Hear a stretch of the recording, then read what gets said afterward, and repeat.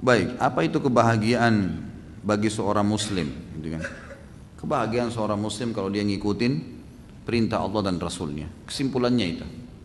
Anda bisa rasakan kalau Anda praktekin dalam agama Islam.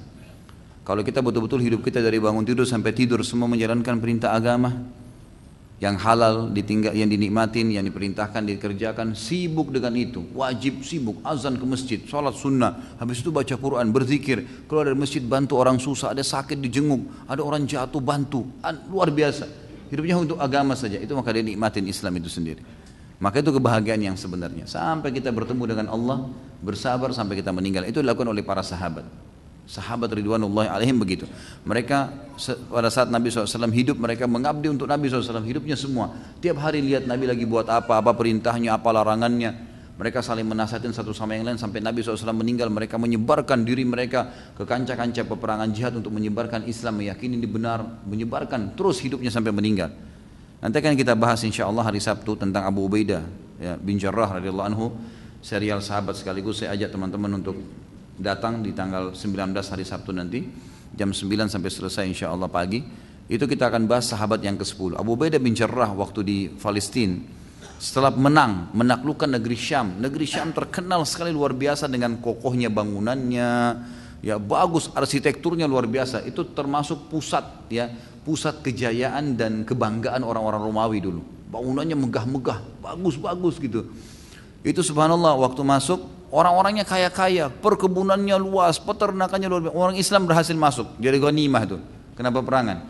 Waktu Umar bin Khattab datang ke mana? Ke Palestina. Abu Ubaidah bin Jarrah panglima perang, gitu kan? Lalu Abu Ubaidah waktu bertemu dengan Umar bin Khattab, bajunya sama waktu seperti di Madinah. Bajunya biasa sekali, gitu kan? Keledai yang dipakai keledainya itu juga, yang dibawa dari Madinah dipakai juga sampai di Palestina. Padahal ini panglima perang, udah menang, dia bisa pakai kuda, bisa pakai baju, bisa tempatin istana yang mewah. Lalu kata Umar bin Khattab, mana saudara saya? Kata mereka, siapa wahai Amirul Mukminin? Kata dia, mana Abu Ubaidah. Abu Ubaidah pun datang dengan pakaian tadi. Begitu jalan sama-sama, kata Umar, wahai Abu Ubaidah, saya ingin ke rumahmu, saya ingin lihat rumahmu. Kata Abu Ubaidah, ya Amirul Mukminin, percuma, kalau kau ke rumahku, kau hanya menguras air matamu, percuma itu. Karena ini sahabat dekat dari dulu kan. Kebetulan Umar dinobatkan jadi khalifah. Tahu betul siapa Abu Ubaidah. Julukannya Amin umat ini, orang yang paling terpercaya.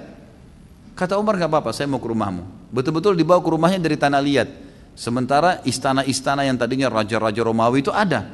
Tinggal dia tempatin, duduki singgasananya gak masalah. Memimpin gitu kan. Tetapi ini Islam enggak. Dia buat rumah dari tanah liat, dia masuk. Rumahnya, pintunya pun didorong dengan susah dari kayu. Begitu dibuka, Umar masuk. Umar melihat tidak ada apa-apa. Rumah seperti itu di Madinah, biasa, sederhana sekali. Langsung Umar netesin air mata. Kata Abu Ubaidah, bukankah saya bilang kau akan peras air matamu, gitu kan? Lalu Umar mengatakan, apa kau tidak punya makanan? Saya lapar. Abu Ubaidah datang, mengambil kantong di atas rak, di ujung itu, dikeluarkan roti-roti kering. Roti-roti kering berapa potong? Ini makanan saya. Umar tambah nangis. Kau panglima perang, kemudian kau tidak punya apa-apa, ya Abu Ubaidah? Dia bilang, wahai Amir Mukminin, cukuplah bagi seorang mukmin apapun yang mencukupkan dia untuk sampai ke tujuannya di sana. Itu ada surga di sana. Orang beriman lain tujuannya lain, gitu kan? Seperti itu mestinya orang-orang. Kebahagiaan sudah dia dapatkan, bukan dari kemewah-mewahan, tapi dia dapatkan dari ketenangannya. Dia tahu akhirat targetnya. Di dunia jalanin tugas, nanti saatnya istirahat di sana. Seperti itulah. Itu kebahagiaan yang sebenarnya teman-teman sekalian. Dan banyak kisah. Saya sarankan yang bertanya dan teman-teman yang lain ikutin serial kita, sudah ada kan 9 sahabat yang kita kabar kemarin dari Abu Bakar sampai Sa'id bin Zaid, dan insya Allah nanti Abu Ubaidah bin Jarrah, dan mudah-mudahan Allah mudahkan kita selesaikan seluruh serialnya, ada 80 lebih sahabat itu.